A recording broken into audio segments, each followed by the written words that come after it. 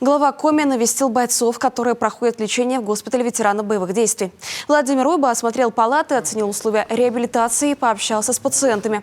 Солдаты выразили слова признательности за ту помощь, которую оказала республика. В то время, когда были проблемы с поставками амуниции и логистикой, дополнительное обмундирование от правительства Коми помогло нашим бойцам выстоять. Мы не свернем. Как поддерживали, так и поддерживаем, как и вас, и семьи.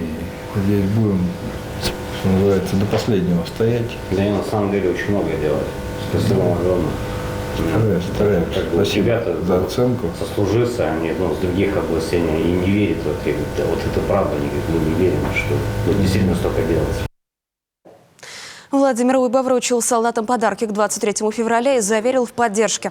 Республика своих не бросает. Любые вопросы, будь то помощь в лечении, реабилитации или последующем трудоустройстве, решат персонально и в приоритетном порядке.